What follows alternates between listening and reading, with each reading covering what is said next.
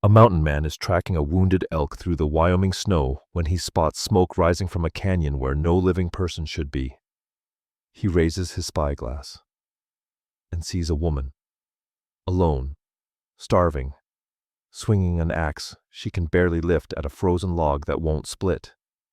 He takes 10 steps toward the elk trail, stops, takes 5 more, stops again. Then he curses under his breath and walks downhill toward the smoke. When he gets close, she pulls a rusty revolver and aims it at his chest with shaking hands. He raises his palms. Storm is coming. A bad one. She doesn't lower the gun. Instead, she says something that freezes him cold. "Thank you, Mr. Mercer." He never told her his name, because she didn't find him by accident. She's carrying a dead man's ledger, a book of secrets that could destroy the most powerful rancher in the territory. And inside that book, next to his name, are 6 words. No family, no one searches if gone. She didn't come here for rescue. She came here for a weapon, and she chose him. You're listening to Cowboy Dusk channel, where the frontier stretches wide, the nights run deep, and every story carries the dust of the trail and the fire of the heart. This is where the Wild West lives on.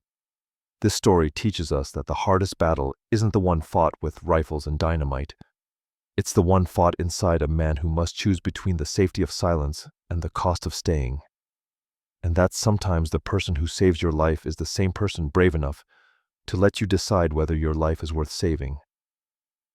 If that opening made you hold your breath, the full story is going to wreck you. In the best way possible. Hit that like button, drop a comment, and tell me, would you have walked toward the smoke or kept tracking the elk? Share this with someone who believes the best stories are the ones that leave a mark, and subscribe with the bell so you're always here when the sun goes down on a new tale. Snow, blood, the crack of a rifle echoing off canyon walls. Caleb Mercer stood in the open with blood running down his left shoulder, his rifle raised toward a cliff face high above Dead Man's Drop. Behind him a cabin burned. The flames licked at the sky like the fingers of some angry god reaching up from the earth. 15 riders filled the canyon floor, their horses stamping and snorting in the cold. A man on horseback, Tobias Halloway, screamed from somewhere in the smoke, "Shoot him!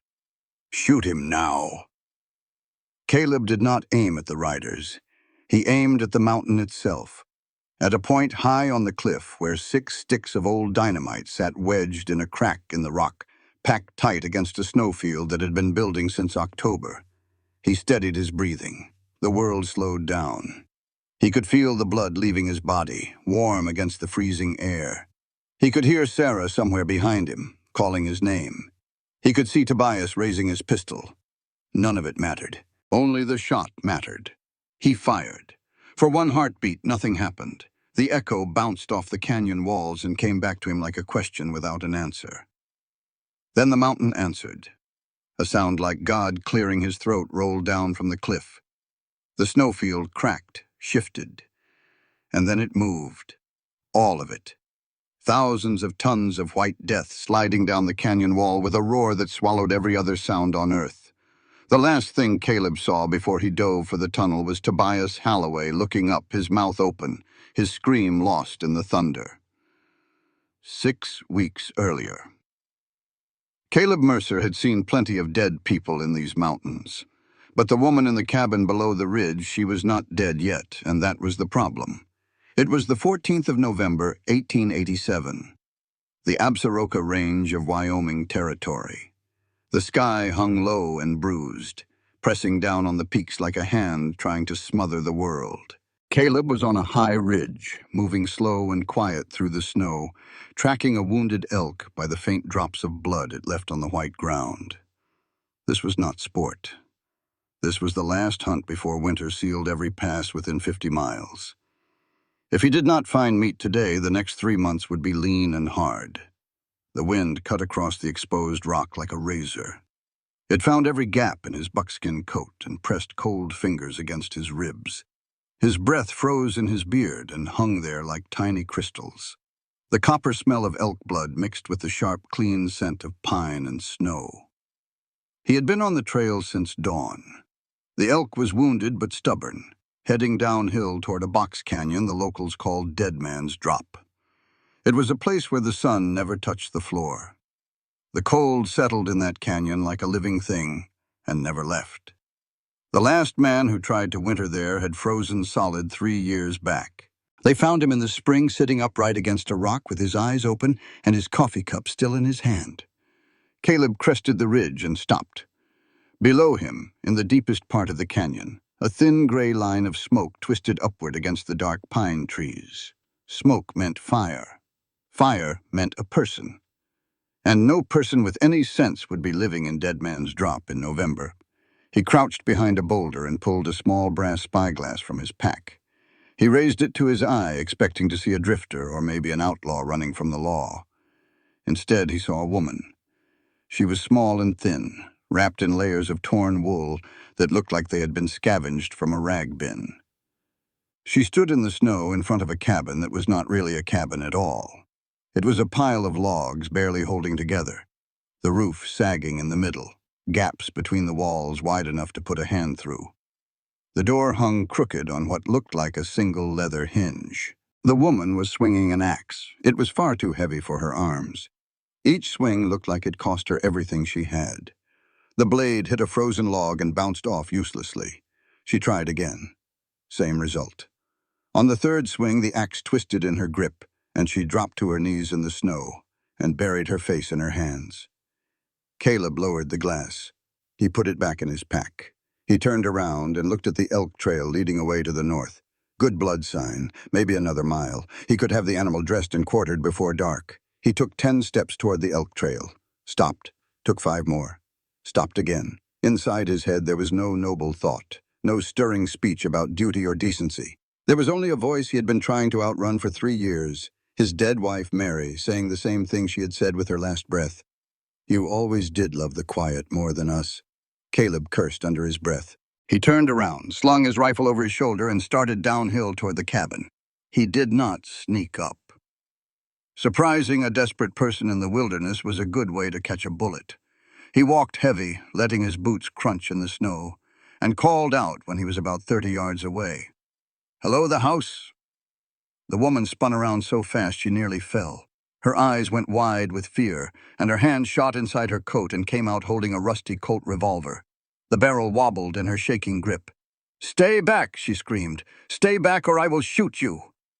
Caleb stopped 10 yards away and raised both hands, palms out. He stood still and let her look at him. He was tall and broad-shouldered, his buckskin clothes worn thin, his fur coat patched in a dozen places, his beard carrying streaks of frost. He looked like exactly what he was. A man who had been living alone in the mountains for a long time. "I am not here to harm you," he said. His voice was calm and low, the way you talk to a spooked horse. "Storm is coming, a bad one." The woman kept the gun on him. Her hands shook so hard the barrel traced little circles in the air. "Middle of winter," she said, and her voice surprised him. It was not the voice of a helpless waif. It was sharp, direct, with an edge of education underneath the fear. A man alone on a mountain walks toward smoke. Either you are stupid or you are dangerous. Which is it? Caleb blinked. Then the corner of his mouth moved. Just barely. "Could be both," he said. She did not lower the gun. "Who sent you?" "Did Holloway send you?" The name hit him like a cold wind. Jubal Holloway, the richest rancher in the territory. A man who owned land and lawmen and silence. "I do not ride for Holloway," Caleb said. "I do not ride for anyone." He reached slowly into his pack and pulled out a bundle of dried elk meat wrapped in cloth. He tossed it gently so it landed in the snow at her feet. "Eat," he said. "You look like you have not had a meal in a week." Hunger won over fear. She grabbed the meat with her free hand and tore into it while keeping the gun pointed at him with the other. She ate like someone who had been starving, fast and desperate. Caleb looked past her at the cabin. The roof would not survive a heavy snow. The door would not stop the wind. The smoke coming from the chimney was thin and pale. She was burning green wood, which meant she either did not know better or had nothing else left. "That roof will not hold," he said. "That door will not stop what is coming. If I leave you here, you will be dead by morning." She swallowed the meat and wiped her mouth with the back of her hand. "Why do you care?" "I do not," he said, and it was a lie, but it was the kind of lie a man tells when the truth scares him worse than the cold. "But I will not walk past a grave I could have stopped." A gust of wind ripped a shingle off the roof and sent it spinning into the darkness. The woman looked at the cabin. Then she looked at the tall, quiet man standing in the snow with his hands raised and his eyes steady. "I have nothing to pay you," she whispered. "I did not ask for payment." She lowered the gun. "Not all the way, but enough." Caleb walked past her and stepped inside the cabin. The smell hit him first. Old ash, damp wood, and something else underneath it all. Fear. The cabin smelled like fear. He dropped his pack on the dirt floor and looked around. Then he turned back to her. "We have got work to do," he said. The woman stood in the doorway, still holding the gun, still watching him with those sharp, careful eyes. While Caleb inspected the walls and tested the roof beams, she studied him the way a person studies a snake they have not yet decided is poisonous. He moved like a man who knew this country down to the bone. His hands were rough and capable, touching the cabin walls and reading their weaknesses the way a doctor reads a pulse. And when he looked at her, his eyes did not linger the way Holloway's men's eyes always did. He looked at her the way he might look at a wounded animal, with calculation and not hunger. She was not sure which was worse. That night, as Caleb knelt by the door frame, packing mud and snow into the gaps between the logs, the woman said something that stopped his hands cold. "Thank you, Mr. Mercer." He turned slowly. The firelight caught his face, and she could see the surprise in it, sharp and genuine. "I never told you my name," he said. The woman met his eyes. The firelight danced in hers, and for the first time since he had seen her through the spyglass, she did not look afraid. She looked like someone who had been playing a longer game than he realized. "No," she said quietly. "You did not." The storm did not arrive slowly. It came like a door slamming shut on the world. One moment the sky was gray and heavy. The next, the wind screamed down through the canyon like a living thing, driving snow so thick and fast that the trees vanished within minutes. The temperature dropped so hard and so sudden that the sap in the pine logs cracked and popped like gunshots. Within an hour, Dead Man's Drop was gone, buried, sealed off from the rest of creation by a wall of white fury that showed no sign of stopping. Inside the cabin, Caleb worked without rest. He had not answered her about the name. He had simply gone back to work, his face hard and closed, the question sitting between them like a loaded weapon on a table. Sarah, because that was her name, though she had not yet told him, watched him from the corner where she sat, wrapped in every piece of cloth she owned. She knew she had made a mistake. She had shown her hand too early, but the storm had forced her calculation. If this man walked away in the morning, she would die here, and the ledger pressed against her ribs inside her coat would die with her. She needed him. She hated that she needed him, and she hated even more that she was beginning to see him as something other than a name in a book. The first night was nothing but work and silence. Caleb shored up the roof with a pine log he dragged in from outside, the snow and wind tearing at him the whole time. He packed mud and snow into every gap he could find. He cut strips of leather from his own pack to bind the door to its frame. By the time the fire was strong enough to push the cold back from the center of the room, his hands were raw and bleeding, and he had not spoken a single word in 4 hours. Sarah tried to help. He cut her off without looking at her. "Stand clear." She did not argue, but she watched. She noticed that he never once looked at her when he spoke. He was not just a quiet man. He was a man who was avoiding connection like a person avoids the edge of a cliff. She had seen that kind of distance before in her father's eyes after her mother died. It was not coldness. It was protection. This man was not unfriendly. He was afraid of something, and the something was not the storm. The second night, the food ran low. Caleb went out into the blizzard to set snares, and Sarah sat alone in the cabin listening to the wind try to tear the world apart. When he came back 2 hours later, half frozen, snow packed into every fold of his clothing, she noticed that the bundle of dried meat in his pack was the same size as before. He had left her the last of it and told her he had already eaten. He had not eaten. She knew it the way she knew numbers, by the evidence. She did not thank him. She knew by now that thanks made him uncomfortable, like a dog that flinches when you reach for it. Instead, while he slept that night, she pulled thread from the hem of her own skirt and mended the long tear in his coat that she had noticed the first day. She stitched it careful and tight, the way her mother had taught her before the fever took her, and she folded the coat and set it by the fire to warm. In the morning, Caleb found the coat mended. He looked at it. He looked at her. He said nothing. But he put it on, and Sarah saw his hand pause for just a moment on the stitching, his rough fingers tracing the neat, even line of thread. It was on that second night, while Caleb was outside in the storm, that Sarah found the drawing.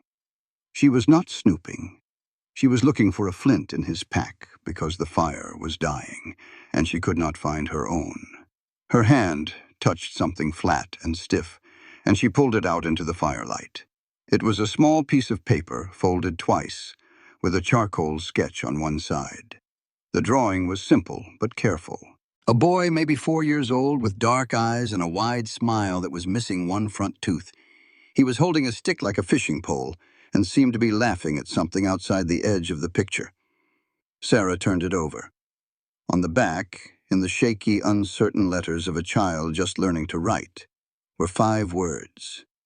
Pa gone too long. I miss Pa. And below that, in the same wobbly hand, a name. Elijah. Sarah sat very still for a long time. The fire cracked and popped. The wind screamed outside. She looked at the drawing and she understood something about the man who carried it that no amount of talking could have told her. This was not a man who had left the world because he did not care. This was a man who had left because he cared too much, and the caring had broken something inside him that he did not know how to fix. She put the drawing back exactly where she found it. She never mentioned it. But that night, when Caleb came back inside smelling of snow and pine sap, Sarah did something she had not planned. She told him about her father. Not because he asked. He did not ask. But because she wanted him to know that he was not the only person in this cabin carrying the dead. My father was a lawyer, she said, staring at the fire. Back in Kansas. He believed the law could fix anything. He moved us out here to Homestead because he said the West needed honest men more than the East did. She paused. He was wrong about that. Caleb sat across from her, working a piece of leather with his knife, and he did not look up. But he stopped cutting. She could tell he was listening by the way his hands went still. They burned our place, she said. Holloway's men. Shot my father in his own doorway. The sheriff said it was an accident. She let out a breath that was almost a laugh but held no humor in it. $47. That is what his life cost in the ledger. Clearing and disposal, $47. Caleb said nothing. The fire cracked. The third night was the coldest. The stove nearly died because the wood was almost gone, and what was left was green and would not burn right. The temperature inside the cabin dropped until their breath hung in the air like fog.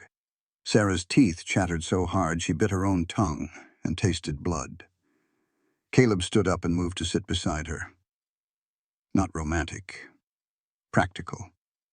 Body heat was the difference between waking up in the morning and not waking up at all. He sat shoulder to shoulder with her, close enough that she could feel the warmth of him through their coats, and he went rigid as a fence post the moment their arms touched. She could feel the tension in him, every muscle tight, every instinct telling him to pull away. But he did not pull away. He sat there, stiff and uncomfortable, choosing warmth over distance for the first time in what she guessed was a very long time. They sat like that for a long while. The fire burned low, the wind screamed. Then Sarah said something softly, barely above a whisper. "You did not kill them, Caleb. You just did not make it in time. Those are two different things." He did not answer. The silence stretched out between them, long and heavy. Then his hand found hers in the dark. His fingers closed around hers, rough and calloused and warm. He held on for a moment, let go, then held on again, tighter this time, like a man gripping a rope over a cliff. Neither of them spoke again that night. In the morning, the storm broke. The wind died. The sky cracked open and showed a thin line of pale blue. And the world outside the cabin was nothing but white in every direction. 6 feet of snow piled against the walls, the trees bowed and heavy. Caleb stood up and began packing his gear. Sarah watched him from across the cabin. She had seen this coming since the moment the wind stopped. The storm had trapped him here, but the storm was over. He was a man who lived alone, and now the door was open again. "You are leaving," she said. It was not a question. Caleb did not look at her. He rolled his bedroll tight and strapped it to his pack with practiced hands. "I helped you through the storm. What comes next is not my fight." Sarah stood up. "Sit down, Mr. Mercer." Something in her voice made him stop. Not anger, not pleading, something colder and more precise than either. "How did you know my name?" he said. He turned and faced her, and his eyes were hard. "I never told you. We have been in this cabin 3 days, and I never once said my name. So how did you know it?" Sarah reached inside her coat and pulled out the ledger.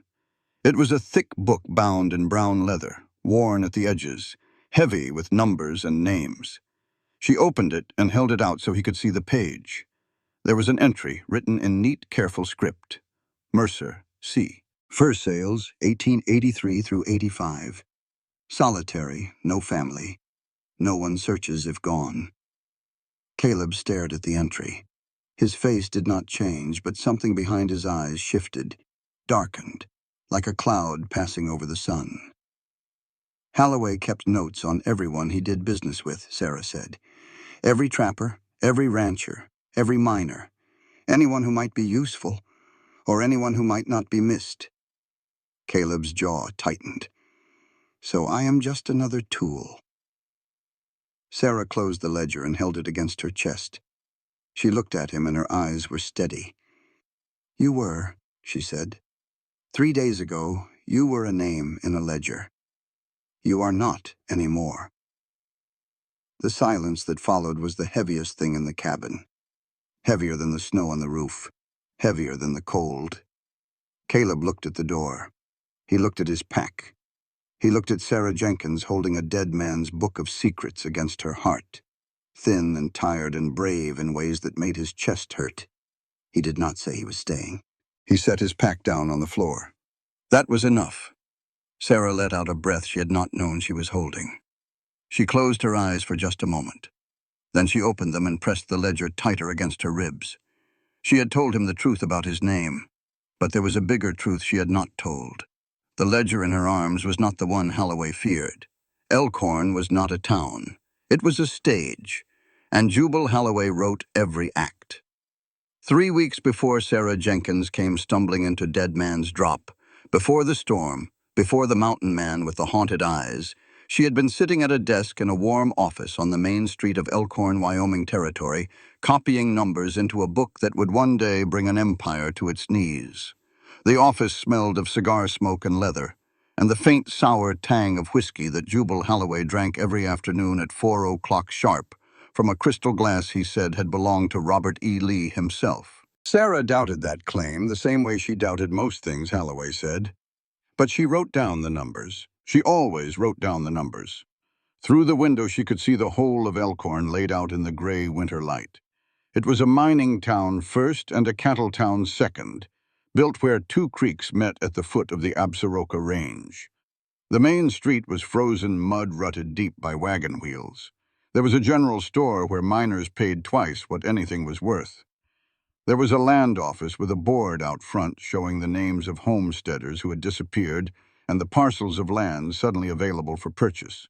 There was a hanging post at the east end of the street that had not been used in 2 years because the sheriff preferred to handle justice quietly and in the dark. And across from the hanging post, painted white and clean as a lie, stood the small Methodist church where Reverend Thomas Hale preached every Sunday morning to a congregation that included the very men whose sins he was supposed to condemn. On the west end of the street, warm light spilled from the windows of the Silver Creek Saloon. That was May Dawson's place. May was 52 years old with a sharp tongue, a generous heart, and a memory that forgot nothing and forgave less.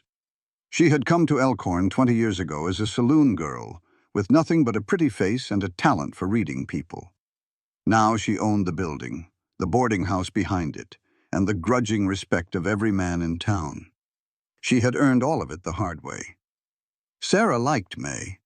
More importantly, Sarah trusted May, which was not something she did easily. May was the one who had told her, quietly over a glass of whiskey in the back room, that the death of May's lover Charlie Redmond 10 years ago had not been a mining accident. Holloway's men had killed Charlie because he refused to sell his claim. The sheriff wrote it up as a cave-in. May had been waiting a decade for a chance to set things right. She had never found the weapon. Sarah was the weapon. She just had not told May yet. It was a Tuesday in late October when Sarah found the entry that changed everything. She had been copying numbers from the expense ledger into her own notebook, the one she kept hidden in the lining of her coat, for 14 months.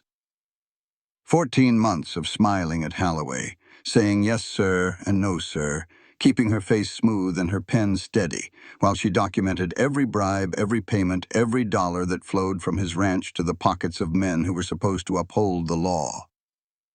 And then she turned a page and saw it. Jenkins' property. Jenkins. Clearing and disposal. $47 and no cents. Her father, Thomas Jenkins, a lawyer from Kansas who believed in the law and moved his family west because he said honest men were needed more in Wyoming than in Wichita. A man who read to his daughter every night from a leather-bound copy of Blackstone's commentaries. A man who stood in his own doorway and was shot dead by Tobias Holloway on a cold morning in March, while Sarah hid in the root cellar and listened to the sound of her world ending. $47. Sarah's hands did not shake. She had learned a long time ago that shaking hands got you caught. She copied the entry in her neat, careful script. She closed the book. She locked the cabinet. She walked out of the office into the cold afternoon air of Elkhorn. Then she went into the alley behind the building and vomited until there was nothing left. When she stood up and wiped her mouth, her eyes were dry and her mind was clear. She knew two things. First, the expense ledger she had been copying was enough to make people ask questions, but it was not enough to convict. The daily numbers showed money moving to suspicious places, but the names were coded, initials only. Without the key, a lawyer could argue his way around it. Second, the key existed. She had seen it. A second book, smaller than the first, bound in dark red leather, locked inside the iron safe behind Holloway's desk. She had tried the combination once, guessing at dates that might matter to a man like Holloway. It did not open. She could not risk trying again without raising suspicion. That red ledger contained the true names. Every sheriff, every judge, every territorial politician on Holloway's payroll, listed in full with dates and amounts. With both books together, Holloway's empire would collapse like a barn in a high wind. Without the red one, the expense ledger was just a collection of numbers that a good lawyer could explain away. Sarah made her decision. She would take the expense ledger and run. She would find a way to come back for the red one later. It was not a perfect plan. But perfect plans were for people who had time, and time was the one thing Sarah Jenkins did not have. Before she left Elkhorn, she did one thing that she would later wish she had not done. She went to see Reverend Hale. Thomas Hale was 47 years old, soft-spoken and kind-eyed, with the sort of gentle manner that made people want to confide in him. He had been the first person in Elkhorn to welcome Sarah when she arrived, giving her meals and a blanket and a warm place to sit in the church when the boarding house was too expensive. She had come to trust him in the way that lonely people trust anyone who shows them a shred of kindness. She sat in the front pew of the little white church with the Reverend beside her. and the stained glass threw colored light across the floor, and she asked him a question that she already knew the answer to, but needed to hear someone else say. "Reverend," she said, "if a person knows something terrible and stays silent, is that a sin?" Hale took her hand. His eyes were warm and brown and full of what looked like genuine compassion.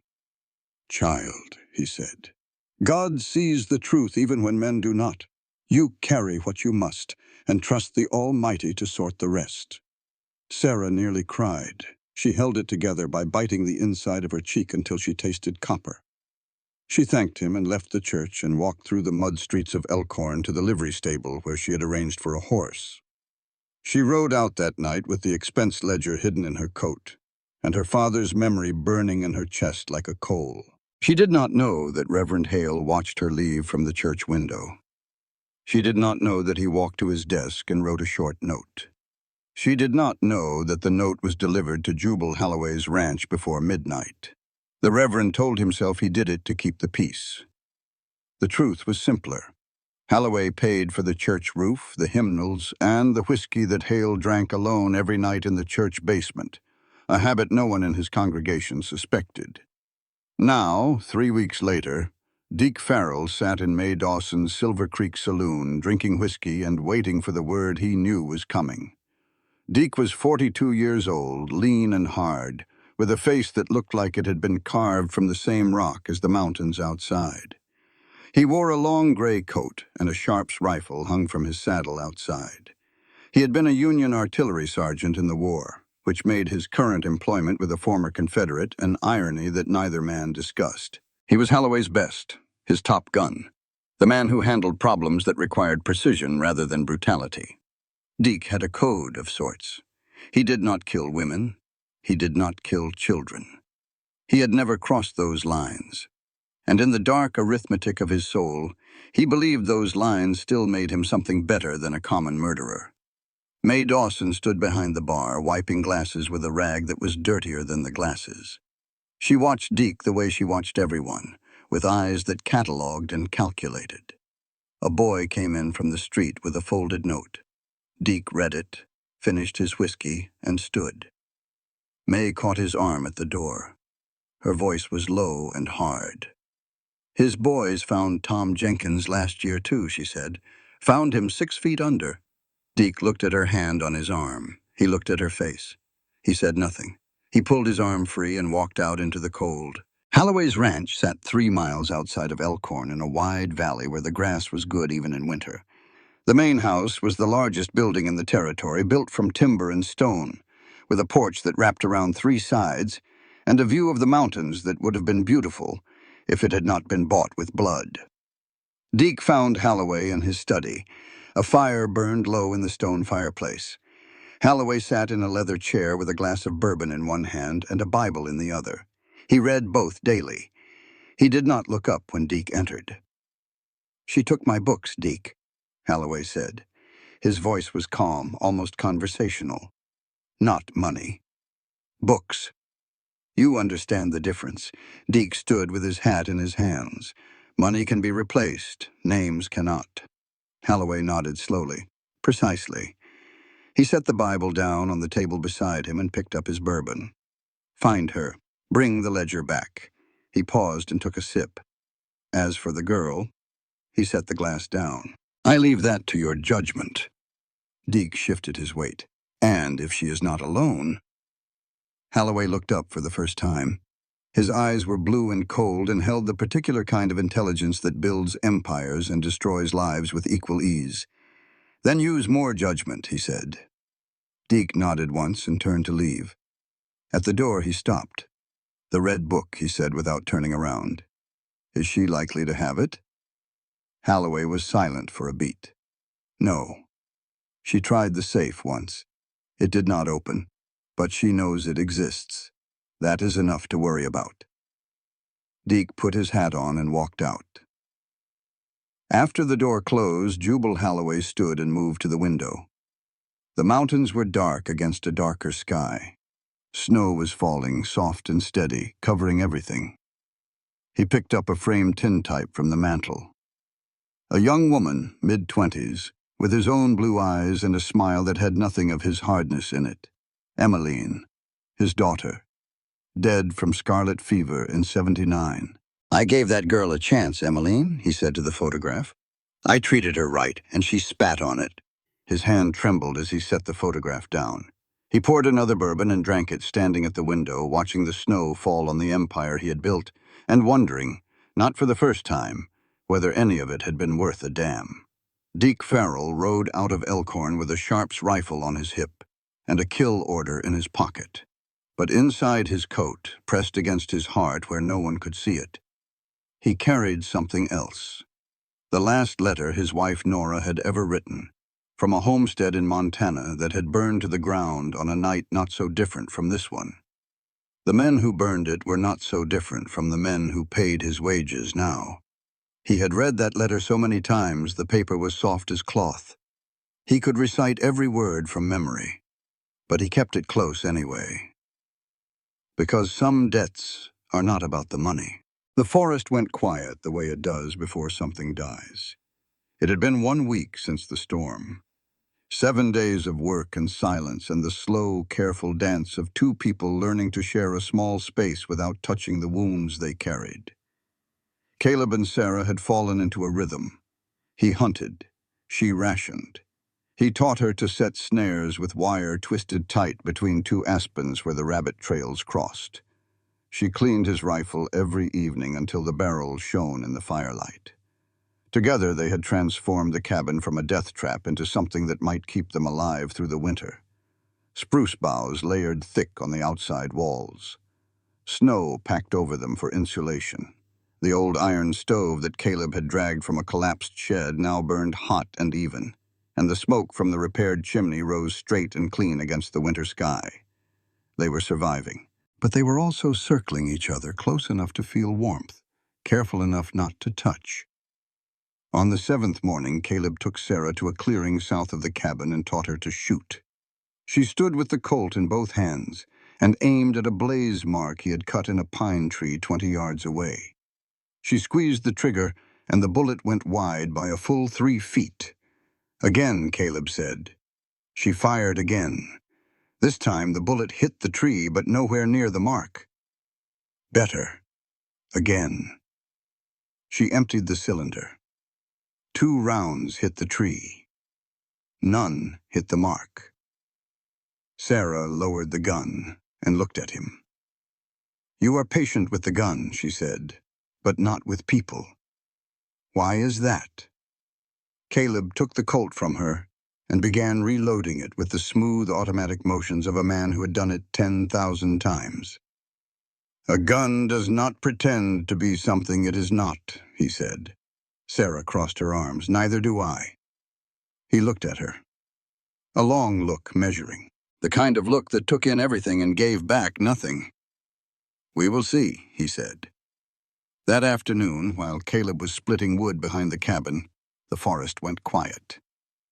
It happened all at once. One moment the jays were screaming in the pines and a woodpecker was hammering somewhere up the canyon. The next moment, nothing. Silence so complete it had weight. Caleb set the axe down and stood very still. He had lived in these mountains long enough to read their language. When the birds went quiet, something was coming. When the squirrels vanished, that something was close. He picked up his rifle from where it leaned against the woodpile and moved to the front of the cabin. "Sarah," he said, low and calm, "get inside. Close the door." She looked at his face and did not ask questions. She went inside. On the ridge above the cabin, hidden in the pines, Deke Farrell lowered his spyglass and swore under his breath. He had found the cabin 2 days ago. He had been watching since, staying upwind, moving only when the wind would cover his sound. He had seen the woman, confirming what Holloway suspected. And he had seen the man, which changed everything. Deke recognized Caleb Mercer the moment he saw him through the glass. 5 years had put some gray in the man's beard and some new lines around his eyes. But there was no mistaking that frame, that walk, that particular way of holding a rifle like it was part of his arm. South Pass, 5 years back. A supply convoy caught in an ice storm. Deke's horse had slipped on a frozen switchback and gone over the edge, and Deke had gone with it, hanging by one hand from a root that was pulling free of the rock. Caleb Mercer had reached down and hauled him up with one arm like he weighed nothing. They were not friends. They had barely spoken. But there was a debt, and Deke Farrell, for all his sins, paid his debts. He sent a message back to Tobias Halloway with one of the local boys who carried mail between the ranches. Cabin occupied. Armed man inside. Need reinforcements.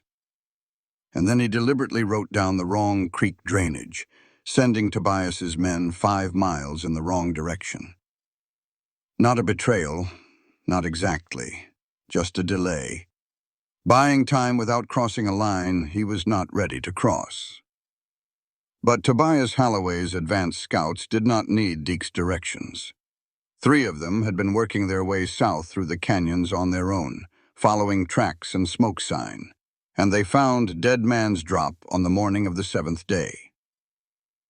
The first shot came without warning. The bullet slammed into the door frame of the cabin, sending a spray of splinters across the room. Sarah hit the floor with a cry, her hand reaching for the Colt that Caleb had taught her to keep within arm's reach. The second shot punched through the window shutter and buried itself in the far wall. Then a voice, confident and careless, called from the tree line. "We know you are in there. Mr. Halloway wants his property back. Send the girl out and you live." Caleb was already moving. He slipped out through a gap between the logs at the rear of the cabin, a gap he had deliberately left unpatched for exactly this purpose. The snow was deep, and the cold hit him like a wall, but he moved through it like a man born to it, low and fast, circling wide through the timber. There were 3 of them. He could see them from the cover of a fallen pine about 40 yards to the east. 3 men on horseback, spread out in a line at the edge of the tree line, rifles resting across their saddle horns. They were dressed for riding, not for fighting. Their horses were stamping and blowing in the cold. They looked confident, which meant they were stupid, which meant they were dangerous in the way that only stupid, confident men with guns can be. Caleb steadied his rifle against the fallen log. He aimed at the lead man, the one who had called out. He did not aim to kill. He put the bullet through the man's thigh, high and outside, missing the artery by a deliberate 2 inches. The man screamed and pitched sideways out of his saddle. The second man panicked and fired wild, his bullet going nowhere near the cabin or Caleb. The third man's horse reared and he fought to control it. Inside the cabin, Sarah pressed the Colt through the window slit and fired.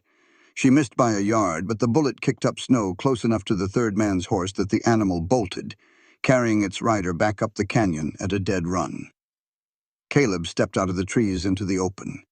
His rifle was steady and his voice was flat. "Go back," he said. "Tell Halloway this. Next time I will not aim to wound." The second man grabbed the reins of the lead man's horse and hauled his bleeding companion across the saddle. They rode away hard, and within 2 minutes the canyon was silent again except for the wind. Caleb walked back to the cabin. During the fight, he had caught a rifle butt across the ribs from the lead man, who had been quicker than he looked. 2 ribs were cracked, maybe 3. Each breath sent a knife of pain through his side. He did not tell Sarah. That night she saw him wince when he sat down, and she knew. They sat by the fire and did not speak for a long time. Then Caleb said what they both already knew. That was a scouting party. The real force comes next. Sarah looked at him across the fire. Her face was pale, but her eyes were steady. "How many?" Caleb shook his head. "Enough." Another silence. The fire popped and sent a shower of sparks up toward the chimney. Then Caleb stood up, walked to the corner of the cabin, and lifted a loose floorboard. Underneath was a crate he had buried there months ago, before Sarah, before any of this, back when this was just another cache in a network of caches he maintained across the mountains. He pulled the crate out and set it on the table. Inside, wrapped in oilcloth, were 6 sticks of old dynamite from his mining days. They were sweating slightly, which meant the nitroglycerin was unstable, which meant they were even more dangerous than they were supposed to be. Sarah stared at the dynamite. Her face went a shade paler. "Are you planning a war?" she said.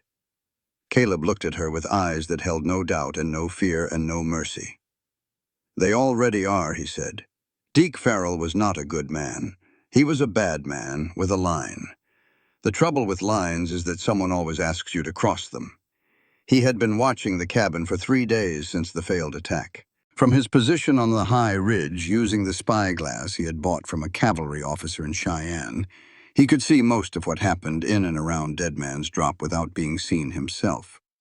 He watched Caleb reinforcing the cabin's defenses, dragging timber, banking snow against the walls, until the structure looked less like a building and more like a part of the mountain itself.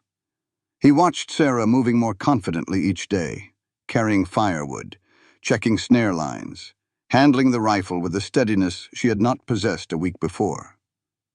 He watched her, and he thought about Nora. His wife had moved the same way on their homestead in Montana, quick and purposeful, with a kind of fierce practicality that came from knowing that survival was not something you could wait for. It just had to be done. Nora had worked their little spread with that same energy right up until the night the riders came. Deke had been in town buying seed. By the time he saw the smoke on the horizon and rode hard for home, the house was ash and Nora was gone. They found her body in the root cellar. She had hidden there. The smoke had taken her before the fire did. The men who burned the homestead belonged to a cattleman named Rourke up in the Bitterroot country. Not Halloway's outfit. A different empire, a different set of ledgers, but the same arithmetic. Land was worth more than the people on it. Always had been out here in the West. Always would be. Deke had killed 3 of Rourke's men in the weeks that followed. Cold and methodical, one at a time, in places where no one saw and no one asked questions. Then he had drifted south, empty and purposeless, and eventually landed in Halloway's employment because a man who is good at killing will always find someone willing to pay him for it. The irony was not lost on Deke. He knew what he was. He knew that the same thing that had been done to him, he now did to others. But knowing it and stopping it were different things. The same way knowing a cliff is there does not keep you from falling off it when the ground gives way. He made a decision on the 3rd day. He would speak to Caleb. Not to betray Halloway, not to save the woman, just to settle the debt from South Pass. A life for a life.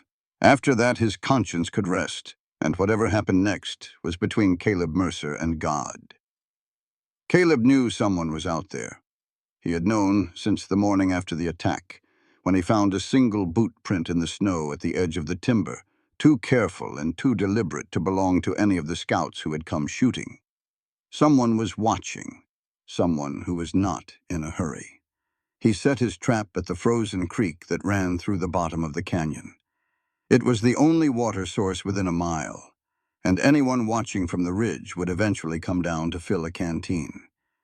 Caleb hid himself in a snowbank behind a deadfall log and waited. Deke came down at first light. He was careful, moving slow, checking the timber behind him every few steps.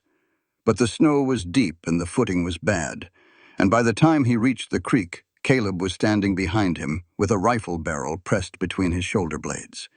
"Keep your hands where I can see them," Caleb said. Deke went still. He did not reach for his weapon. He stood with his hands out from his sides and spoke without turning around. South Pass. The Black Horse. Caleb said nothing for a long moment. Then his voice, quieter now. "I remember. You pulled me up with one hand." Caleb stepped back enough to let Deke turn around. They faced each other across 4 feet of frozen creek bed, 2 men with hard eyes and weapons within reach. "So why is your other hand on that sharps?" Caleb said. Deke looked down at his rifle, which hung from a strap on his right shoulder. He moved his hand away from it slowly. "Because I have not decided yet," he said. They stood in the cold while the creek made faint gurgling sounds under the ice. Neither man moved. "I owe you a life," Deke said. "So here it is. Tobias Halloway is coming. 20 to 30 men, 10 days, maybe less. He wants the ledger. He does not need witnesses." His voice was flat, reporting facts like a soldier giving a field report. "I will not shoot a woman. That is my line. But that is the only line I have got.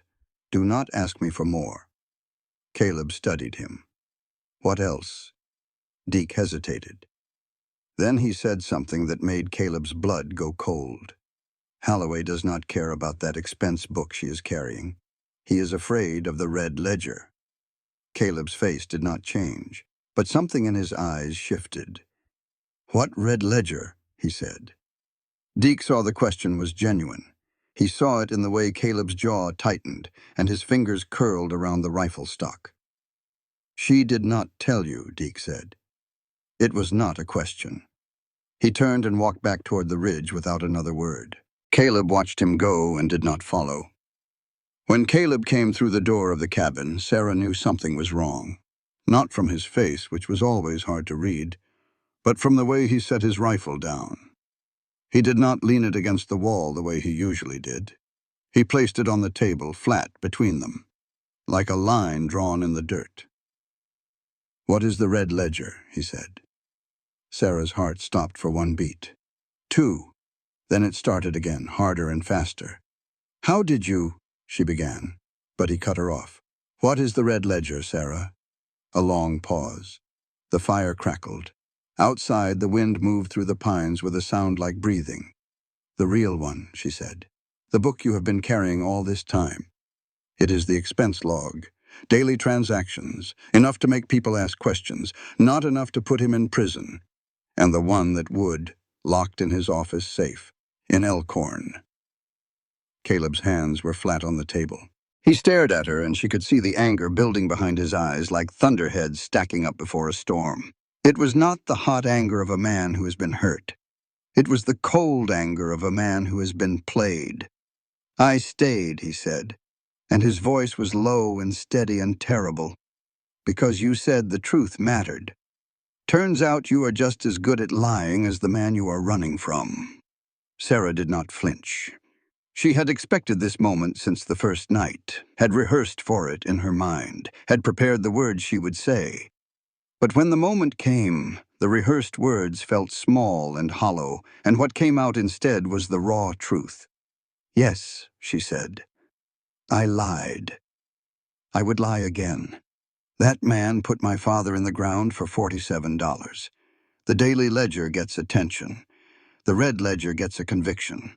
I need both. And I needed someone alive long enough to help me get there." The silence that followed was vast. It filled the cabin and pushed against the walls. Caleb looked at her across the table, and she could see him deciding, weighing, the same way she had seen him weigh the elk trail against the smoke on that first day.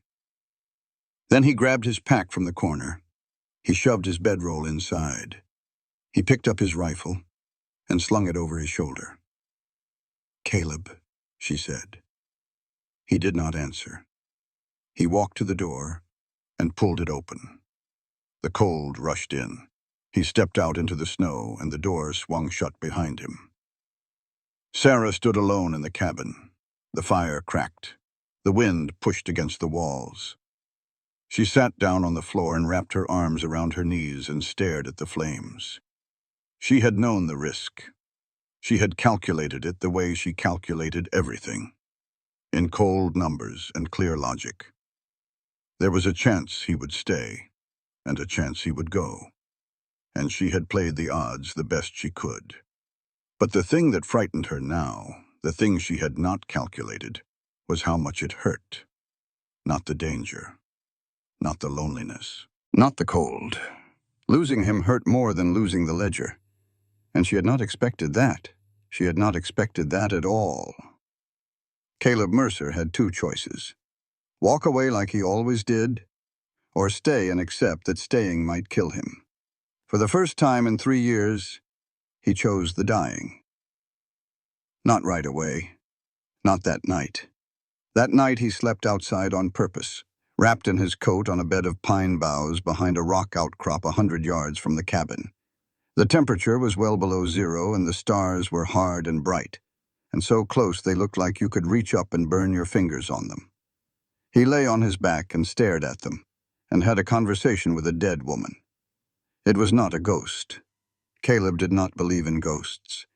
It was just the voice in his head that sounded like Mary, the way it always did when he was trying to decide whether to run.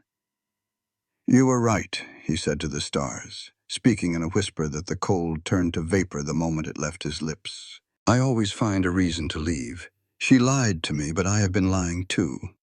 Told myself I stayed because it was the right thing. The truth is, I am afraid.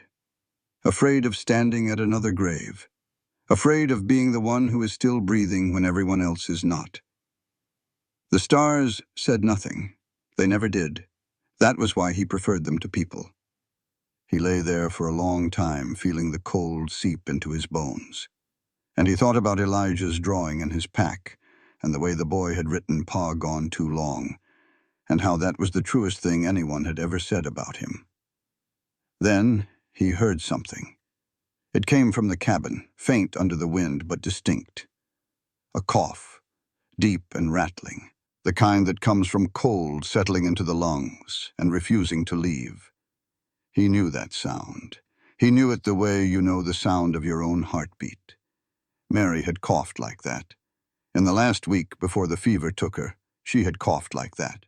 And he had not been there to hear it then. He had been 3 days into the mountains, chasing beaver, chasing quiet, chasing the nothing that he loved more than his own family. He was on his feet before his mind caught up with his body. Through the snow, across the clearing, and through the cabin door. He fed the stove with everything he could find. He built the fire up until the heat pushed back against the walls. He put water on to boil. Sarah sat in the corner, coughing into her hands, her face flushed and her eyes bright with the early edge of fever. She looked at him standing there in the firelight, snow melting off his coat, breathing hard. "I thought you left," she said. He did not answer that. He handed her a cup of hot water. "Drink this." Then he sat down across from her and waited for the coughing to pass. This was different from the last time. In the storm, Sarah had persuaded him with logic and a secret. She had played the game and won. This time nobody persuaded him. Nobody played anything. He heard a cough in the dark, and his body moved before his mind could stop it. And by the time he realized what had happened, he was already through the door and feeding the fire. For the first time since Mary died, Caleb Mercer had acted from the heart instead of from principle or guilt. And it scared him more than the storm, more than the gunman, more than the dynamite sweating under the floorboards. In the morning, he did not apologize. He was not a man who knew how to apologize. Instead, he did something that said it better than any words. He placed a map on the table. He had drawn it during the night while she slept, working by firelight on the back of an old piece of hide. It showed the layout of Elkhorn as best he knew it from his trading days. The main street, the land office, Halloway's office with the safe marked in pencil, guard positions based on what Deke had told him and what Sarah had described, escape routes to the north and south. Sarah looked at the map for a long time. Then she looked at him. "You are going back for the Red Ledger," she said. "We are going back," he said. Her fingers found his across the pencil marks on the map. Neither of them pulled away. They spent the rest of the day planning. Sarah knew the inside of Halloway's office better than anyone alive. She knew the guard rotations, the locations of the keys, the times when the office was empty. She had spent 14 months cataloging every detail the way a prisoner memorizes the schedule of the guards. Caleb laid out the approach. How they would travel, where they would cross, what they would do if things went wrong, which in his experience they always did. They were deep into the details when Sarah said something that made Caleb go quiet. "We get the red book," Caleb said. "We ride straight for Cheyenne and hand it to the territorial marshal, clean and simple." "No," Sarah said. "No, I want to hand it to Halloway personally. I want him to see my face when he reads the warrant. I want him to know it was me." Caleb set down his pencil. He looked at her across the table and something shifted in his expression. Not anger this time, something closer to recognition. "That is how you get us both killed, Sarah. Revenge makes you stupid." Her eyes flashed. "Do not you dare tell me what my father's murder should feel like." He held her gaze. "I'm not telling you how to feel. I'm telling you that the road you are on does not end where you think it does. I have seen people burn their lives down, chasing the satisfaction of watching someone else suffer. It does not fill the hole. It just makes the hole bigger." Sarah looked away. Her jaw was tight. He could see the war in her, the rage and the grief and the fierce, desperate need to make Jubal Holloway pay for what he had done. It was a fire that had been burning for a long time, and it was the kind of fire that consumed the person carrying it as much as the person it was aimed at.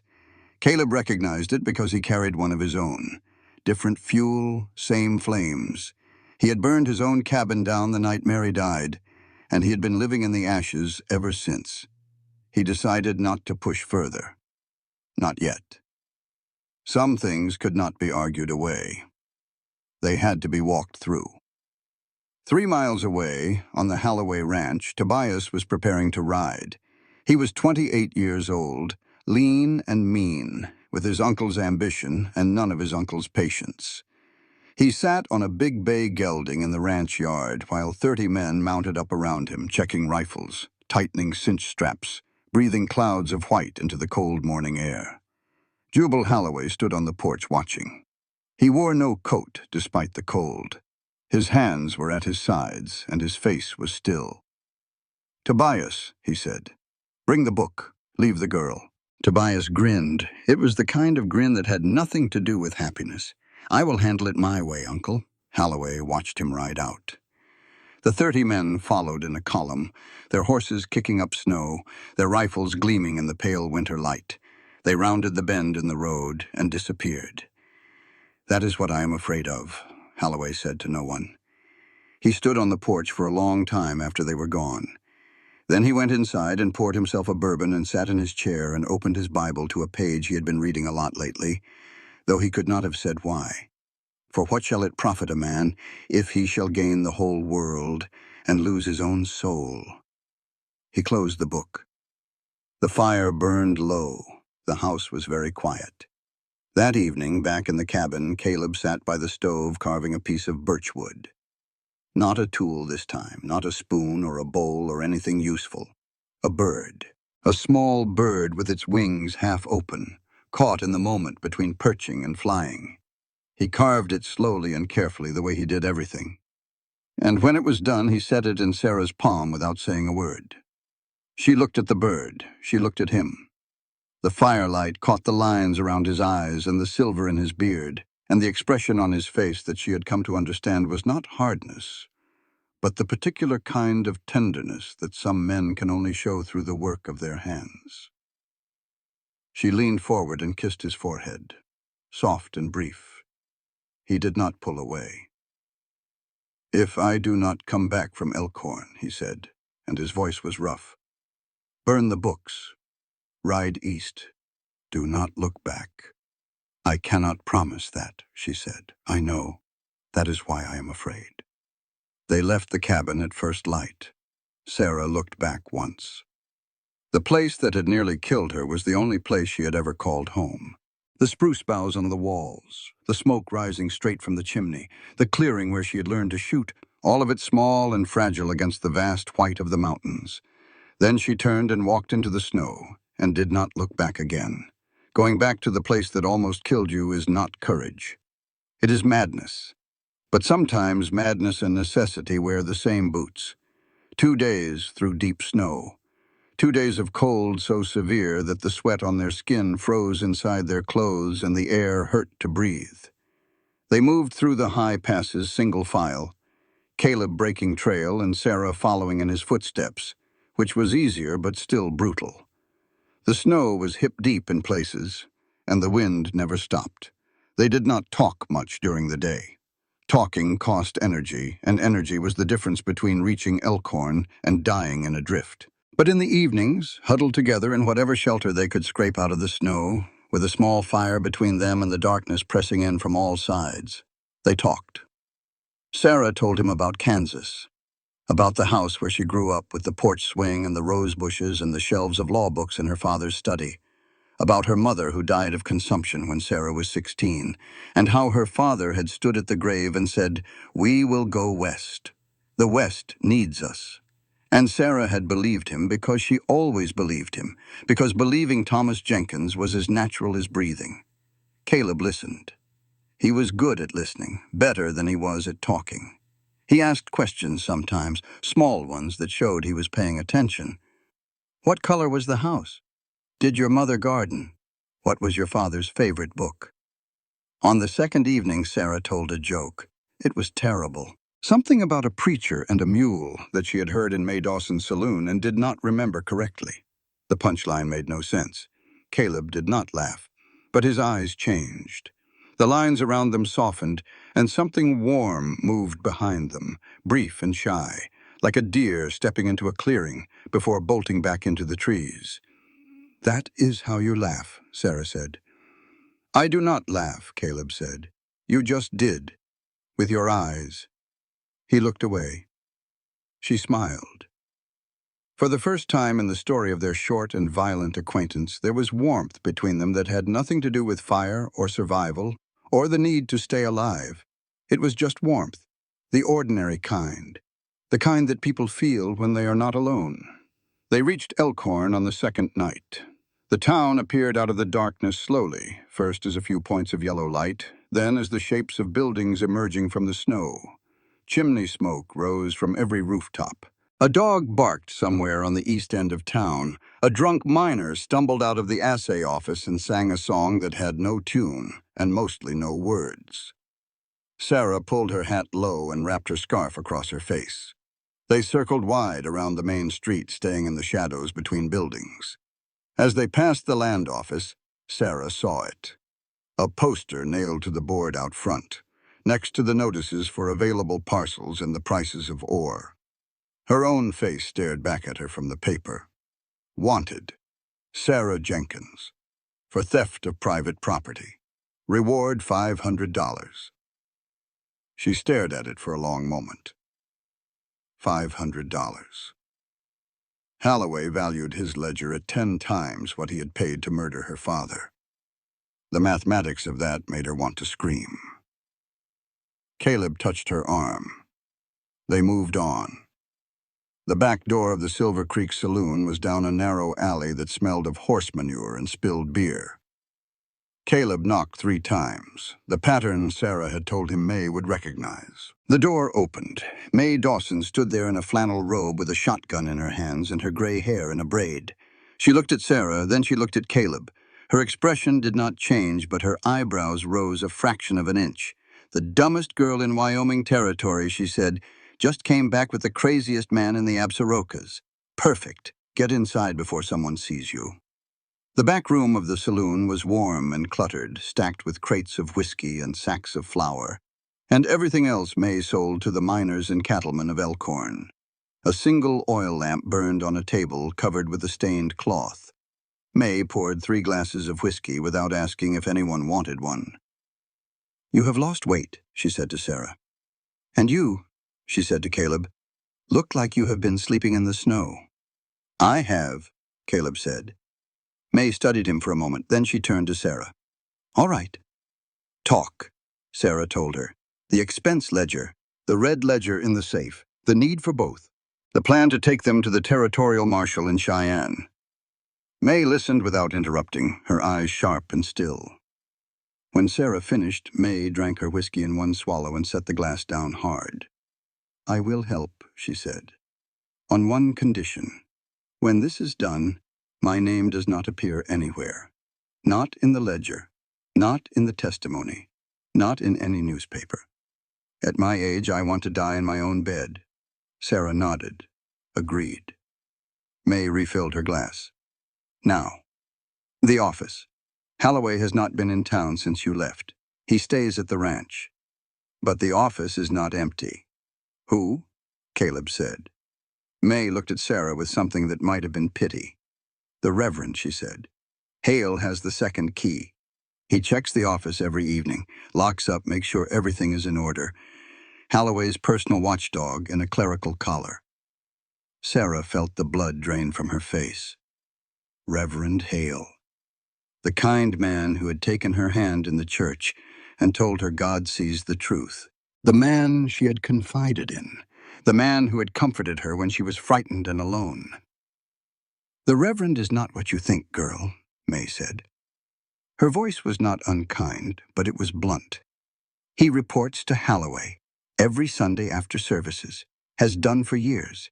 Every word you said in that church, Holloway heard before the week was out." Sarah sat very still. The room seemed to contract around her.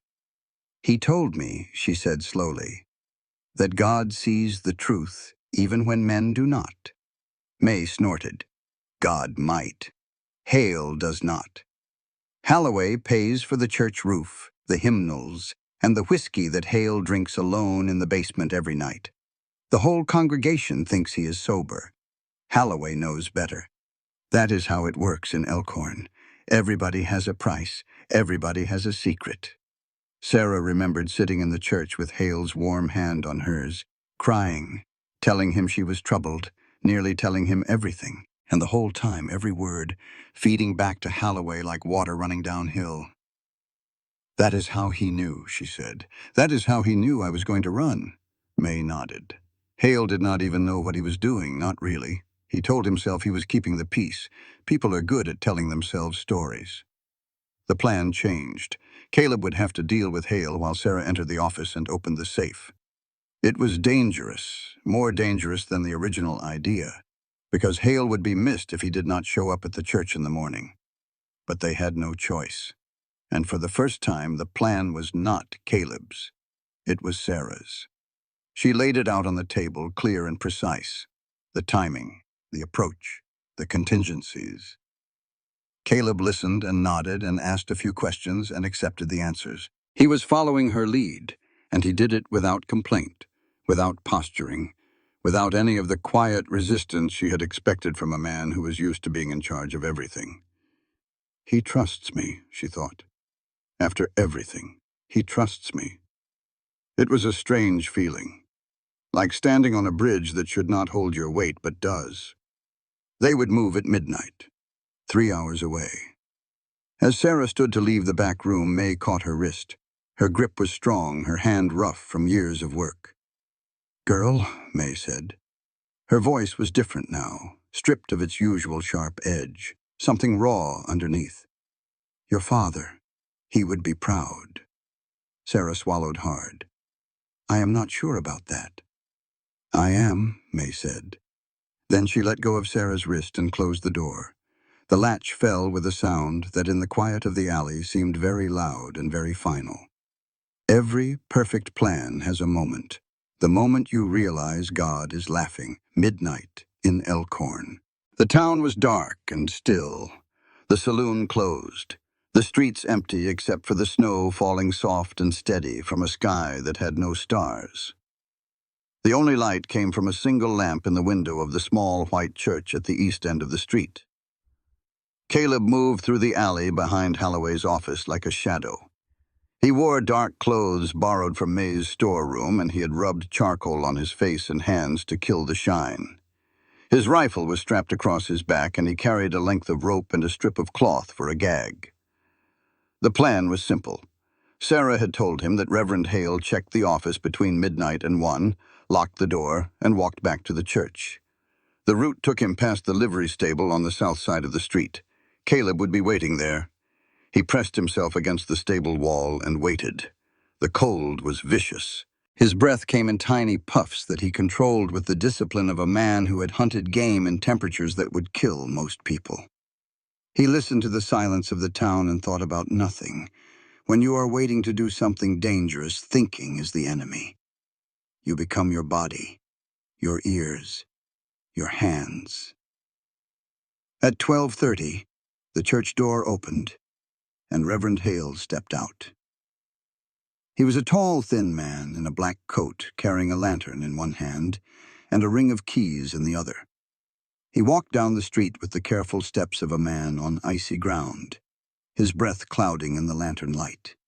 He passed the livery stable. Caleb moved. It was fast and it was quiet. One arm around Hale's chest, the other clamping the gag across his mouth before he could cry out. The lantern fell into the snow and hissed and went dark. Caleb dragged him into the stable and pushed him down against a hay bale. Hale's eyes were wild above the gag. He struggled, but he was not a physical man, and Caleb held him easily. "Listen to me," Caleb said, low and steady. "I am not going to kill you, but you are going to stay here and you are going to stay quiet. Nod, if you understand." Hale nodded, his eyes still wide. Caleb tied his hands behind his back and his ankles together and secured him to a post. He pulled the gag tight, but not tight enough to choke. Hale managed to speak around the cloth, his words muffled, but clear enough. "You think you are saving someone," he said. "That girl is no different from Holloway. She will use anyone to get what she wants." The words hit Caleb in a place he did not want to be hit. He thought of the ledger entry with his name in it. Mercer, C. No one searches if gone. He thought of the lie about the red book. He thought of all the ways Sarah Jenkins had maneuvered and calculated and used. He tied the gag tighter. "You do not get to talk about her," he said. "You sold her out for church hymnals and whiskey money. She risked her life for the truth. You and her are not the same, Reverend. Not even close." He left Hale in the stable and moved across the dark street toward Holloway's office. Sarah was already inside. She had entered through the back window, the one she knew had a broken latch that Holloway had never bothered to fix, because who would be stupid enough to break into the office of the most powerful man in Wyoming territory?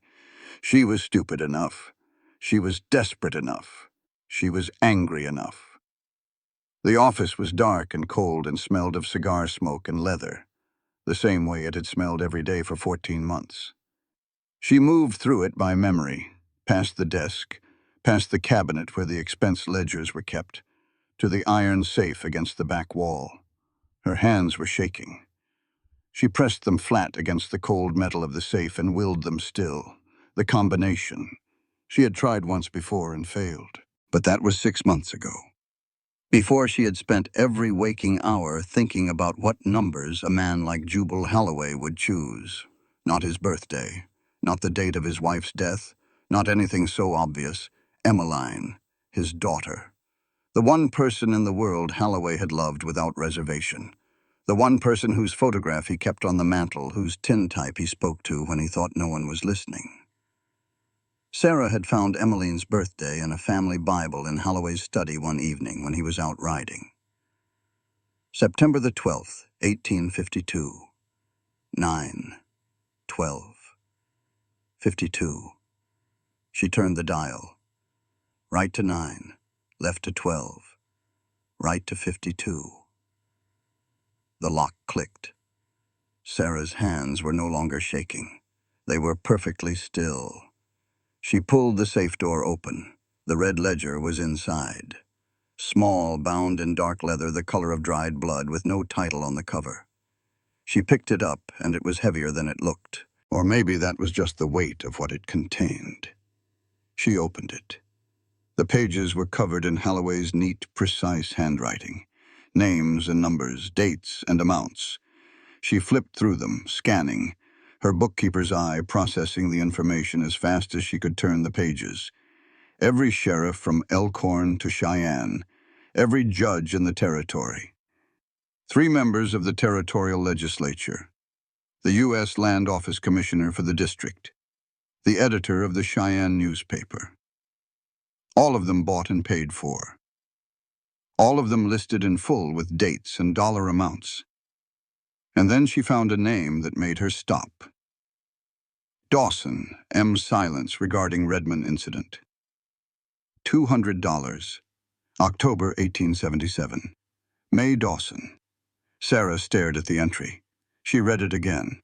Then a third time, as if repetition might change the words on the page.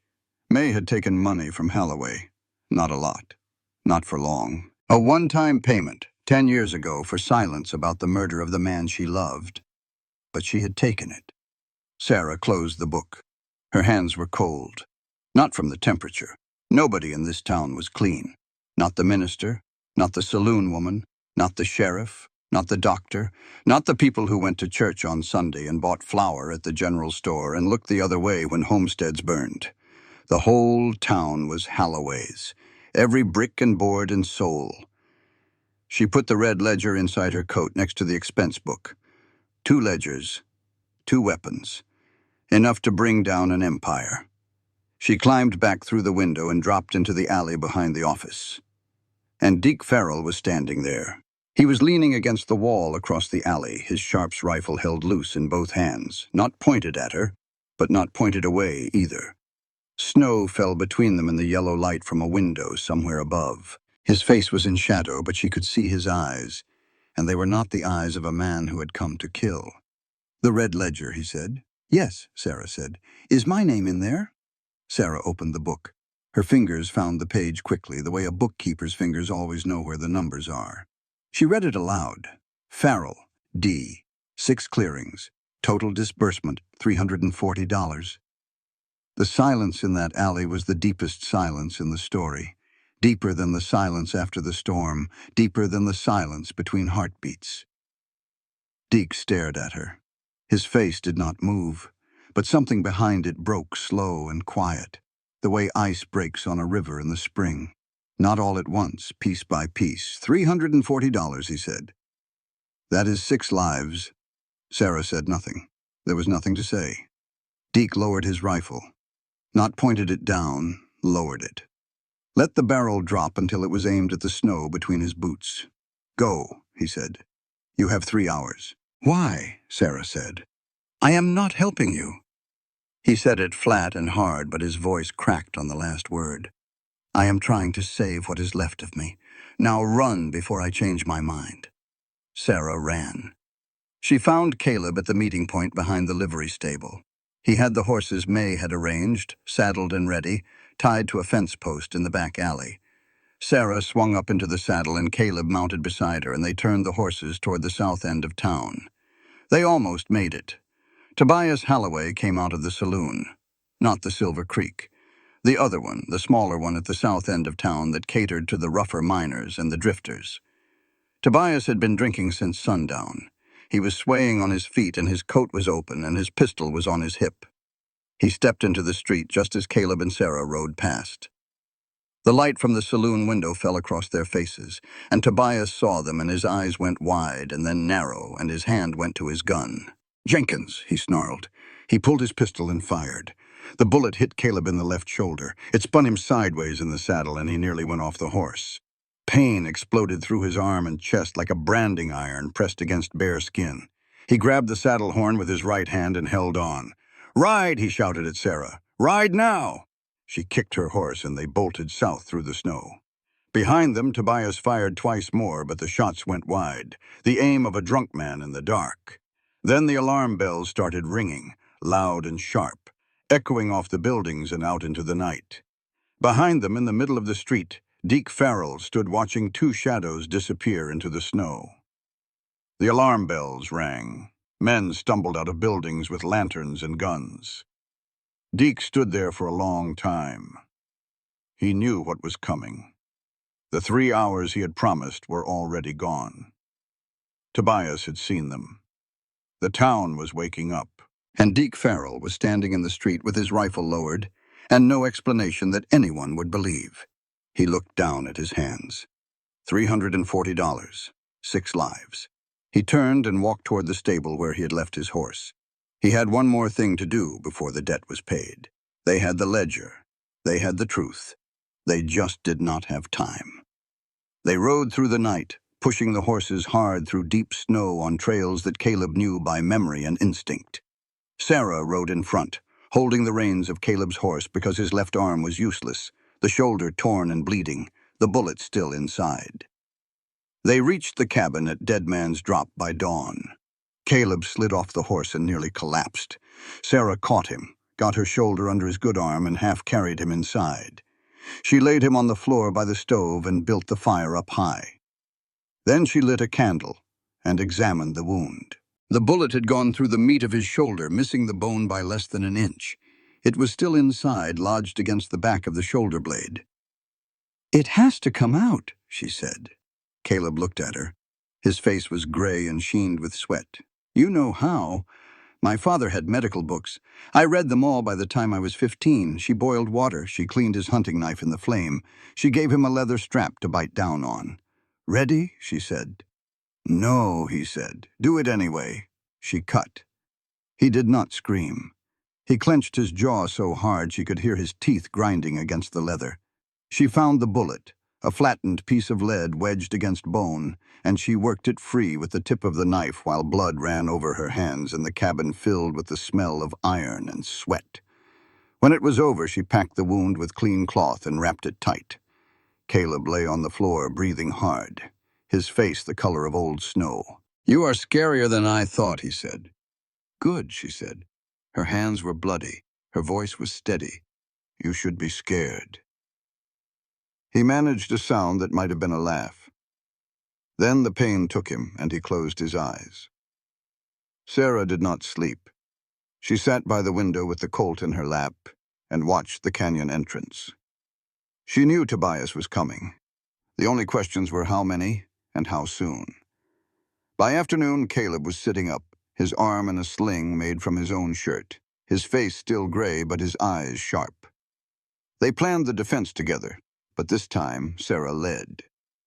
She knew things about Tobias that Caleb did not, things she had learned from 14 months of copying numbers. "Tobias always attacks from high ground," she said. "He splits his men into 3 groups. He sends the flanks first and then charges up the middle himself." "How do you know that?" "It is in the expense reports. He requisitioned supplies for 3 separate teams every time Holloway sent him on a clearing job. Same pattern every time, and there was something else. A claim for damaged property from a grain shed fire 2 years ago. Tobias was inside when it started. It nearly killed him. He is afraid of fire. They used everything they had. Sarah designed fire traps at the canyon narrows using kerosene from the cabin's stores, pooled in shallow trenches and covered with brush. Caleb climbed the ridge on his good arm and placed the dynamite at a single strategic point on the canyon wall, a weak spot in the snowpack where a blast would bring down enough snow to block the entrance. He ran the fuse carefully, protecting it under rocks and ice. He came back to the cabin at nightfall, exhausted and hurting, and found Sarah sitting at the table with the 2 ledgers open in front of her. "What are you doing?" he said. She looked up at him. "Making a choice." She closed the red ledger and put it inside her coat. She closed the expense book and put it beside it. "I am not doing this for revenge anymore," she said. "I am doing it for my father. There is a difference." Caleb looked at her for a long time, then he nodded once. "Yes, there is," he said. Tobias came at dawn. Not 40 men, 15. Somewhere between Elkhorn and the canyon, Deke Farrell had sent part of the force on a false trail, splitting them, reducing the numbers. It was the last thing Deke did for them, though they would not know that until later. Tobias rode at the front. His eyes were red from whiskey and rage and the cold. He wore a heavy coat and carried a repeating rifle across his saddle. Behind him, 15 men spread out across the canyon floor, their horses stamping and snorting in the morning air. "Send the girl out," Tobias called. His voice echoed off the canyon walls. "I will let you live." Nobody answered from the cabin. Tobias raised his rifle and fired. The battle for Dead Man's Drop had begun. The fire traps worked exactly as Sarah had designed them. When the left flank of riders charged through the canyon narrows, Sarah touched a burning brand to the kerosene trench. The flames roared up in a wall of heat and light that blocked the passage and sent the horses screaming backward. 3 riders were thrown. The rest retreated in panic. On the right flank, Caleb fired from the window slit, picking off riders with the steady, deliberate aim of a man who had been shooting since he could walk. He worked the rifle one-handed, his wounded arm pressed against his side, and every shot counted. Sarah fired from the other window. Her hands were steady now. The weeks of practice in the clearing had done their work. She aimed at a rider charging toward the cabin and squeezed the trigger, and the man fell from his horse. Her first kill. She froze. Her hands locked on the rifle. Her lungs stopped working. The world went silent and strange, like she had stepped outside of it and was watching from somewhere far away. Caleb grabbed her shoulder with his good hand. "Breathe," he said. "Look at me. Breathe." She looked at him. She breathed. Then Tobias was at the door. He had come up the middle while the flanks burned and scattered, just like the pattern in the ledgers, just like Sarah had predicted. He kicked the door open and came through it with a pistol in each hand and murder in his eyes. Caleb met him. The two men crashed together in the tight space of the cabin. Caleb was bigger but wounded. Tobias was younger and full of whiskey and rage. They fought like animals, slamming against the walls and the stove, knocking the table over, sending sparks from the fire scattering across the floor. Tobias got his hands around Caleb's throat. He was strong, stronger than he looked. Caleb's vision started to darken at the edges. Sarah picked up the Colt from the floor. She pressed the barrel against the back of Tobias Halloway's skull. "This is for my father," she said. She fired. Tobias fell. He did not move again. Outside, the remaining riders were still pressing toward the cabin, leaderless now, but driven by momentum and fear. Caleb staggered to the detonator. His hands were shaking and his vision was blurred, and the fuse seemed very small and very far away. He lit it. The explosion was not large. It did not need to be. One stick of dynamite in exactly the right spot, placed by a man who had spent years in the mines and knew rock the way a preacher knows scripture. The blast cracked the snowpack above the canyon entrance, and the whole thing came down in a controlled avalanche that sealed the way out like a cork in a bottle. The riders were trapped, cut off, their leader dead, their escape blocked, their horses panicking in the narrow canyon. And then Deke Farrell appeared. He rode down from the ridge on his gray horse, slow and calm, his Sharps rifle across his saddle. He rode straight past the trapped riders and stopped in front of the surviving men. "It is over," he said. His voice was flat and carried no emotion. "Tobias is dead. Anyone who wants to join him can stay. The rest of you ride." They rode. Through the snow and over the rubble of the avalanche, scrambling on foot where the horses could not pass, they left. Within an hour, the canyon was empty except for the dead and the smoke. Deke rode to the cabin and dismounted. He tossed a saddlebag onto the snow in front of the door. Inside was food, ammunition, bandages, and a sealed envelope. "Get this to the territorial marshal in Cheyenne," he said. "It is my sworn confession. Every job, every name, including mine." He looked at Caleb, then at Sarah. His face showed nothing, but his eyes were different than they had been in the alley in Elkhorn. Something had settled in them, something that looked almost like peace, or maybe just exhaustion. "South Pass," he said to Caleb. "The debt is paid." Then he mounted his horse and rode north into the trees, and the snow swallowed him, and he was gone. Years later, a trapper found a grave on the Montana border. There was no headstone, just a cavalry saber stuck in the ground and a letter pinned beneath a rock, the paper too weathered by wind and rain to read. No one claimed the body. No one came looking. But the saber was clean and bright, as if someone had polished it before the end. Some stories end with a gun. This one ends with a fence post. They rode for Cheyenne with 2 horses, 2 ledgers, and 1 sealed confession. The journey took 4 days. On the 2nd day, Caleb's wound reopened and the fever came back, climbing high enough that he slurred his words and swayed in the saddle. Sarah rode in front, leading his horse by the reins, navigating by the skills he had taught her. She read the snowpack and the angle of the trees and the direction of the wind. She found water and shelter, and she kept them both alive through the long, cold miles. She had become the mountain person. He had taught her to survive.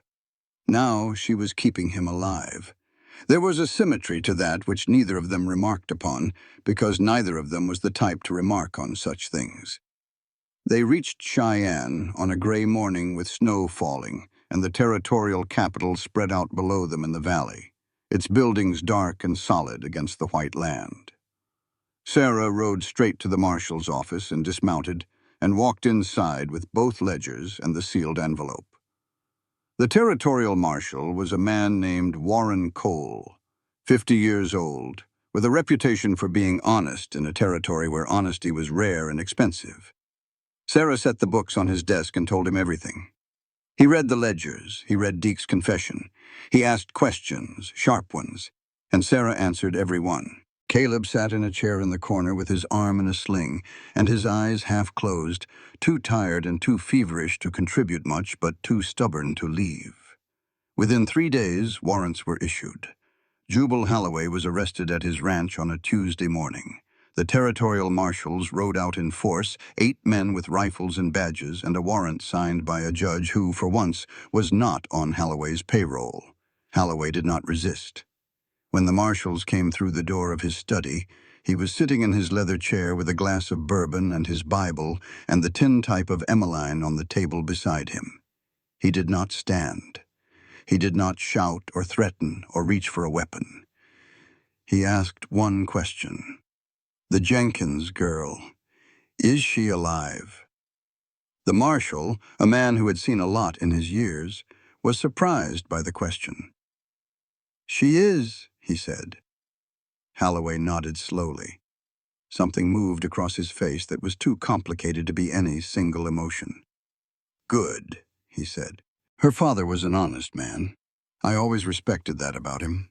He set down his glass and held out his wrists for the irons. Jubal Holloway was tried and convicted in the territorial court in Cheyenne. The evidence was overwhelming. 2 ledgers, a sworn confession, and the testimony of a dozen witnesses who finally found the courage to speak once they knew Holloway could no longer hurt them. Doc Avery rode to Cheyenne on his own and testified voluntarily, his hands shaking but his voice clear. Holloway was sentenced to the Wyoming Territorial Prison in Laramie. He served his time quietly. He read his Bible. He spoke to no one. He died of pneumonia 4 years later in a cell that looked out over the Laramie Plains. In his belongings they found the tin type of Emmeline and the Bible with one verse underlined. For what shall it profit a man if he shall gain the whole world and lose his own soul? Reverend Hale was removed from his church and his dealings with Holloway made public. He left Elkhorn on a cold morning without saying goodbye to anyone and drifted west toward California. He was never heard from again. Doc Avery was not prosecuted. His testimony helped and his shame was punishment enough. He closed his practice and used his savings to open a small lending library in Elkhorn, the first the town had ever had. He died 5 years later, sober, in a room above the library with a book in his hands. When the territorial marshal reviewed the red ledger, he asked Sarah about every name. She identified them all: sheriffs, judges, legislators. She knew every entry by heart. Then the marshal pointed to one line. Dawson, M., he read. Silence regarding Redmond incident. $200. Sarah looked at the entry. She thought about Mae Dawson standing in the back room of the Silver Creek Saloon, pouring whiskey and risking everything to help 2 strangers. She thought about a woman who had waited 10 years for justice and who had asked only one thing in return. My name does not appear anywhere. At my age, I want to die in my own bed. I do not recall any entry by that name, Sarah said. The marshal looked at her. Sarah looked back. She did not blink. Mae's secret stayed buried. Caleb healed. The shoulder would never be quite right again. He would carry the scar and the stiffness for the rest of his life, a permanent reminder of the night in Elkhorn. But the fever broke and the wound closed, and by the time the trial was over, he was on his feet and moving with something close to his old strength. They rented a small house in Cheyenne while the legal proceedings finished.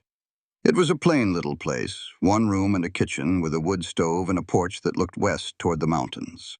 It was warm. It was dry. It had walls that did not let the wind through and a door that closed properly and a roof that did not sag. It felt like a life, and that terrified Caleb Mercer more than any gunfight he had ever been in. The house was too warm, the town was too loud. There were too many people, too many voices, too many reminders of everything he had spent 3 years running from. A family lived next door. He could hear the children laughing through the wall in the evenings, and the sound hit him in a place that hurt worse than the bullet wound. One night, when Sarah was asleep, Caleb sat at the kitchen table and wrote a letter. He wrote slowly, choosing each word the way he chose his steps on a mountain trail, careful and deliberate. He wrote that he was grateful. He wrote that she was the bravest person he had ever met. He wrote that the weeks in the cabin and the ride to Elkhorn and the fight in the canyon were the most alive he had felt since Mary died. He wrote that she deserved someone who could stay, someone who could build something, someone who was not broken in the places where it mattered. He folded the letter and placed it on her pillow. He went to the stable. He saddled his horse. The night air was cold and clear, and the mountains were dark shapes against a darker sky, calling to him the way they always did. Up there was silence. Up there was safety. Up there was the old familiar nothing that had kept him alive for 3 years. He led his horse across the yard. Sarah was standing on the porch. She wore a shawl over her nightgown, and her feet were bare on the cold boards. The letter was in her hand, unfolded, read. She had folded it again carefully and set it on the porch rail. She did not call his name. She did not cry. She did not beg or plead or argue. She walked to the stove and came back with 2 cups of coffee. She set one on the rail beside the folded letter. She sat down in the chair on the porch and wrapped her hands around the other cup and took a sip. Caleb stood in the yard with his horse. He looked at her. She looked back at him over the rim of her cup and said nothing. The road north led to the mountains, silence, solitude, safety, the old life. The life where nothing could hurt him because nothing could reach him. The porch held Sarah Jenkins, drinking coffee in the cold with bare feet and steady eyes and no intention of chasing him, not because she did not care, but because she understood something that Caleb was only now beginning to see. You cannot hold someone who wants to leave. You can only give them a reason to stay, and then let them decide. He stood there for a long time. The horse shifted and blew. The wind moved through the yard, light and cold. The coffee steamed in the cup on the railing. Caleb tied the horse back to the post. He walked up the porch steps. He sat down in the chair beside her. Sarah poured his coffee without a word. The silence between them was long and full, not empty silence, not the silence of avoidance or fear. The silence of 2 people who have said enough and done enough and survived enough to know that sometimes the biggest things do not need words. East fence is leaning, Caleb said. I know, Sarah said. I will fix it in the morning. In the morning? 2 words, small and ordinary. The kind of words a man says every day without thinking about them. But Caleb Mercer had not said those words to anyone in 3 years. I will fix it in the morning meant I will be here in the morning, and the morning after that, and the one after that. Sarah heard it. She did not smile, but her hand found his on the arm of the chair and held it, and this time he did not let go. After a while, Sarah stood up and went inside. She came back with something in her hand, the charcoal sketch, the little boy with the missing tooth and the fishing pole laughing at something outside the frame. She set it on the table between their coffee cups. Tell me about this boy, she said. Tell me everything. Caleb looked at the drawing. He picked it up carefully, the way you pick up something precious and fragile. He held it in the light from the window, and he stared at it, and his throat worked and his eyes burned. Then he began to talk. He told her about Elijah's laugh, which was too big for his body and came out in a hiccuping burst that made everyone around him laugh too, whether they wanted to or not. He told her about the boy's fear of thunder and how he would crawl inside Caleb's coat and press his face against his chest until the storm passed.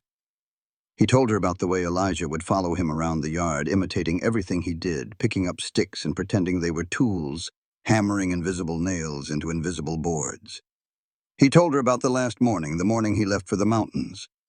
Elijah had stood in the doorway in his nightshirt, his dark hair sticking up in all directions, and said, "Pa, will you be gone long?" And Caleb had said, 3 days. I will be back in 3 days.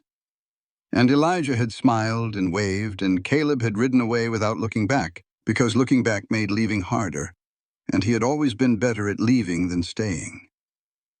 3 days. And in 3 days the world ended. He talked until there were no more words. Sarah listened. She did not fill the silences. She did not say it will be all right or I understand or any of the things people say when they do not know what else to say.